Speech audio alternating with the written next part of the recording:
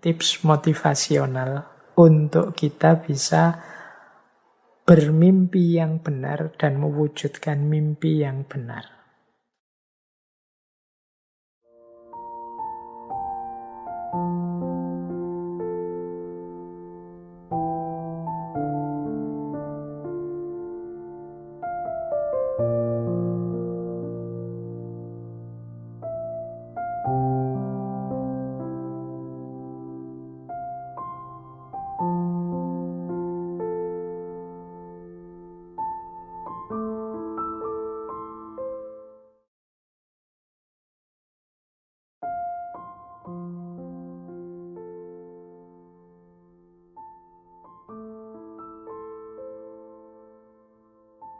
Sehubungan dengan mimpi dalam rangka kita membentuk diri kita secara positif. Yang pertama, pasti dan tentu saja kita harus punya mimpi. Kita harus berani menentukan apa yang kita inginkan. Kita harus berani bermimpi besar. Kita harus punya target yang besar. Ini yang pertama ini. Kalau mimpi saja tidak berani, ya nanti tidak ada gunanya penjelasan ke belakang ini.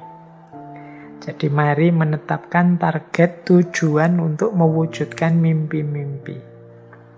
Mari kita mulai sekarang untuk menghindari distraksi-distraksi yang menjauhkan kita dari mimpi. Orang yang punya mimpi itu kan ibaratnya orang yang jelas target hidupnya. Berarti dia tahu nanti dia mau kemana, tujuannya apa. Nah, tahap selanjutnya yang pasti menghindar dari apapun yang membuat kita terdistraksi, membuat kita melenceng dari jalur mewujudkan tujuan tadi. Ini yang pertama. Jadi, ayo bermimpi, mari menetapkan tujuan, dan pelan-pelan mari menghindar dari apapun yang menjauhkan kita dari tujuan. Menghindari distraksi ini agak saya tekankan karena hari ini banyak sekali hal yang bisa mendistraksi kita. Khususnya karena aktivitas-aktivitas kita yang hari ini sebagian besar di dunia maya. Keramaian hidup kita sebagian besar kan di ranah online, media sosial, dunia maya itu kita ketemu banyak sekali distraksi-distraksi sehingga tenaga, waktu, fokus hidup kita sering tersita di situ sehingga kita terpalingkan dari mimpi-mimpi kita. Jadi yang pertama itu. Yang kedua, untuk mewujudkan mimpi-mimpi itu tentu saja harus kita punya rasa percaya diri. Kalau kita tidak yakin mimpi kita bisa terwujud, kalau kita tidak yakin bisa mencapai tujuan, ya pasti tidak bisa terwujud mimpi-mimpi kita. Tidak bisa sampai kita ke tujuan kita. Kita harus percaya bahwa kita mampu. Kita bisa. Seperti di dulu waktu kita membahas bulan lalu, membahas self-love itu, ayo memanfaatkan antara lain self-talk yang positif. Jadi kita bicara dengan diri kita tapi secara positif. Mengapa begitu? Ini loh, jadi saya kemarin membaca itu. Jadi setiap orang itu rata-rata dalam sehari itu berpikir, kalau dihitung itu sekitar 50.000 kali. Berpikir, oh ya kita itu kan begitu bangun tidur, otak kita aktif, itu kan jalan pikiran kita. Tentang apa saja, tentang segala hal. Nah itu 50.000 kali. Dan 50.000 ini sebagian besar adalah tentang diri kita sendiri. Tentang diri kita itu, aku mau makan, aku mau tidur, aku mau istirahat sebentar, mana HP-ku, mana laptopku, dan lain sebagainya. Jadi ini asumsi saja, semacam penelitian umum saja. Jadi kita berpikir 50.000 kali, sebagian besar tentang diri kita sendiri, dan sebagian besar tentang diri kita itu ternyata sifatnya negatif.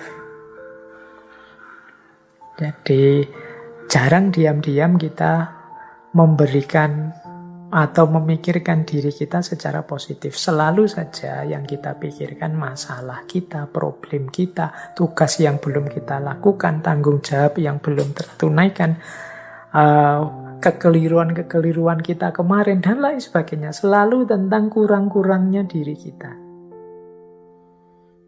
Akibatnya apa? Ya otak kita terpengaruh dengan itu.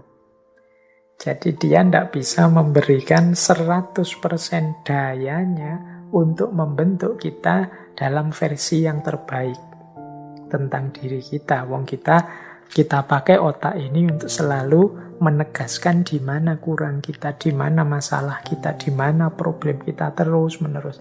Bukan berarti salah, tapi kalau sebagian besar sifatnya negatif, ya tentu saja kemudian terbentuk pandangan diam-diam, atau mungkin kalau bahasanya Freud tadi, di bawah sadar kita, bahwa kita itu banyak sekali kekurangannya, serba tidak sempurna, kita itu lemah.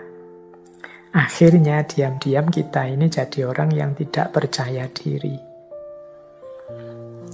Nah, makanya disinilah pentingnya. Tidak apa-apa kalau teman-teman punya media untuk self-talk. Self-talk itu ngomong dengan diri sendiri. Apakah itu langsung ngomong misalnya di depan cermin atau lewat tulisan-tulisan, silahkan saja. Beri afirmasi-afirmasi positif terhadap diri kita untuk kita bisa membangun rasa percaya diri. Misalnya kita bilang ya pada diri kita, ya aku ini banyak kekurangan, tapi aku berhak dicintai. Aku ini punya hak untuk gembira. Sebagaimana semua orang, aku juga punya hak untuk bahagia. Nah, itu self-talk positif. Aku mampu mewujudkan apapun yang aku inginkan. Aku kuat menanggung apapun problem. Aku bisa menyelesaikan apapun masalah. Tidak ada masalah yang tidak mungkin aku selesaikan kalau aku mau. Aku mampu menarik orang-orang yang tepat ke dalam hidupku.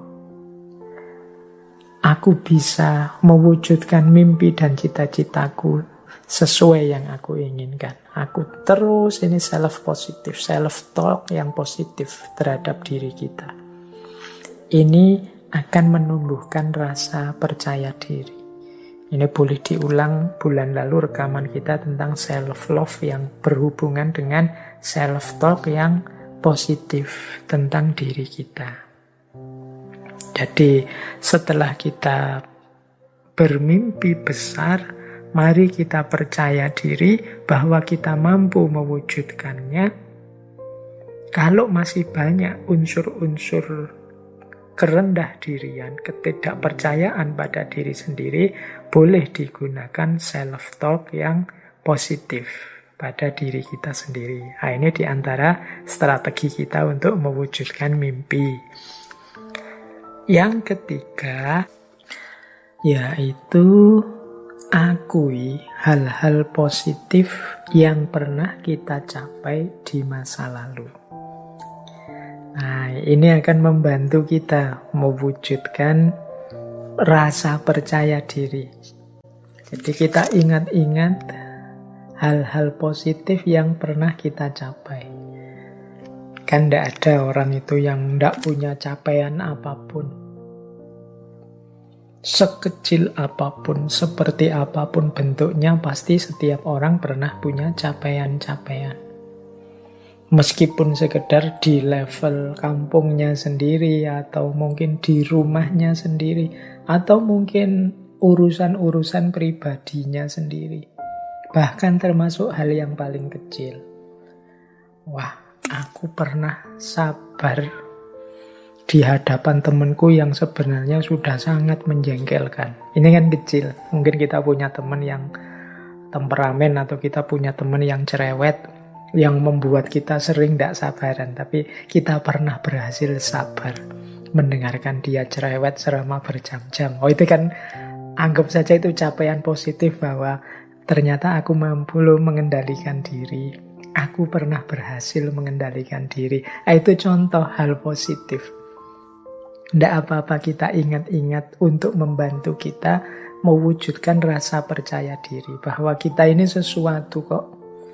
Jadi kita bukan tidak ada apa-apanya, tapi kita ada sesuatunya, ada apa-apanya. Buktinya apa? Banyak prestasi-prestasi, capaian-capaian positif, meskipun levelnya individu yang pernah kita capai. Ya ini nanti lanjut juga ke yang keempat, kita mengakui, mengafirmasi kelebihan-kelebihan kita. Aku bisa ini, aku bisa itu, aku mampu ini, aku mampu itu. Ini membantu kita memahami diri sekaligus menumbuhkan rasa percaya diri. Saya yakin tidak ada satupun orang yang blank sama sekali, tidak punya kemampuan dan kelebihan apa-apa. Setiap orang pasti istimewa. Setiap orang pasti punya kelebihan sesuai yang dia miliki. Hanya saja mungkin dia melupakannya atau tidak menganggap itu sebagai kelebihan. Bisa jadi kan belum tahu, Pak. Kemungkinan sudah tahu, tapi mungkin dia tidak menganggap itu sebagai sebentuk kelebihan. Nah, mari kita bahasakan apapun yang kita bisa sebagai kelebihan. Misalnya, meskipun hal kecil. Saya bisa makan secara serius, Pak. Nah, itu kan juga kelebihan. Saya bisa minum, saya usahakan selalu sambil duduk, tidak sambil berdiri. Meskipun sama orang yang lain sambil berdiri dan lain sebagainya, itu bahasakan saja sebagai kelebihan-kelebihan dalam rangka membangun rasa percaya diri kita. Nah, selanjutnya ada strategi spesifik yang sering dijadikan tips banyak motivator. Yaitu apa? Visualkan tercapainya keinginan kita. Ini pernah saya jelaskan di waktu kita sesi The Law of Attraction. Jadi memvisualkan keberhasilan. Misalnya bayangkanlah teman-teman sedang menerima trofi juara pertama apa dan rasanya gembira sekali. Itu namanya memvisualkan. Bayangkanlah di atas pelaminan berdua dengan orang yang kita cintai dan saat itu kita betapa berbunga-bunga. Keluarga juga begitu gembira melihat kita merestui. Itu namanya memvisualkan dalam pikiran kita. Bayangkan betapa orang kemudian tepuk tangan mengagumi kita saat kita berhasil meraih ini dan lain sebagainya. Itu namanya memvisualkan, membayangkan. Nanti aku akan seperti ini. Bayangkan ketika kita sukses tadi ya, ada cita-cita jadi presiden. Wah, kita dilantik di depan MPR, ditonton orang se-Indonesia misalnya. Visualkan. Ini akan membantu kita menguatkan keinginan kita juga. Ini kalau pakai The Law of Attraction itu akan menarik apa yang ada di sekeliling kita, mendukung keinginan kita. Nah, yang keenam, tentu saja kerjakan yang sudah kita rencanakan. Jangan diam saja. Tadi ada tahapan-tahapannya. Kita cari ilmunya, kita gali potensi kita yang sesuai, kita tetapkan destinasi-destinasi setahap demi setahap, langkah-langkahnya dan lain sebagainya. Yang nomor 6 ini wajib kita jalankan biar mimpi tidak sekedar mimpi. Kalau kita hanya memvisualkan saja tanpa mengupayakan, tidak melakukan apa saja, terus diam, pasif. Kita mengakui kelebihan kita, terus diam saja. Mimpi tetap akan jadi mimpi. Tidak berperan sebagai orientasi dan tujuan. Maka harus kita jalankan, ada upayanya. Yang ketujuh, kita harus terbuka kalau ada kritik dan masukan yang baik, yang produktif dari orang lain. Terbuka itu bukan berarti masukannya orang lain pasti diterima. Tapi monggo kalau ada orang mengomentari kita, mengkritik kita, nanti kita menyesuaikan. Ini cocok enggak, sesuai enggak dengan target dan keinginanku. Jangan jadi orang yang tertutup. Karena kita juga manusia yang terbatas. Kadang-kadang yang kita anggap baik, kita anggap excellent, ternyata dalam pandangannya orang lain yang mungkin luput kita lihat, mereka lebih tahu sisi-sisi lemahnya. Nah, itu pentingnya kita untuk selalu terbuka masukan dan kritik dari orang lain. Yang ke-8, jangan pernah menyerah terhadap mimpi kita. Mungkin banyak kesulitan, mungkin banyak hal-hal yang mendistraksi kita, mungkin banyak masukan-masukan yang membuat kita down. Tapi jangan pernah menyerah. Boleh teman-teman mengambil pelajaran dari banyak tokoh besar dunia siapapun, atau idola-idola teman-teman siapapun yang begitu tekun, begitu pantang menyerah apapun kesulitan hidupnya. Tapi jangan pernah menyerah atas mimpimu. Kalau kata Khalil Gibran tadi kan, jangan mau menukar mimpimu dengan emas dan perak. Yang ke-9, kalau nanti sukses, syukuri dan rayakan. Jangan dianggap sepi, jangan dianggap biasa. Biar nanti lebih semangat lagi. Wah, ternyata segembira ini sukses. Ah, itu terus berarti ayo target lagi ya, itu loh ke depannya. Biar lebih semangat. Kalau sudah sukses kok santai saja, ya sudahlah, sudah berhasil sekarang. Ya wis, itu kurang heboh. Kalau kurang heboh mungkin untuk cita-cita selanjutnya kita tidak terlalu semangat lagi. Boleh kita rayakan ya sesuai dengan situasi kondisi kita. Memberi hadiah diri kita sendiri atau berterima kasih pada siapapun yang menurut kita memberi kontribusi. Tidak masalah, kita syukuri, kita rayakan. Dan yang terakhir, tentu saja ketika mimpi-mimpi kita tercapai, terwujud, orientasi hidup kita semoga tidak hanya kesenangan, kenyamanan kita sendiri, tapi juga berbagi manfaat, berbagi maslahat kepada sesama atas capaian atau kesuksesan tersebut. Jadi jangan mengejar senang sendiri, sukses sendiri, berhasil sendiri, tapi juga selanjutnya berpikir apa yang bisa diberikan untuk sesama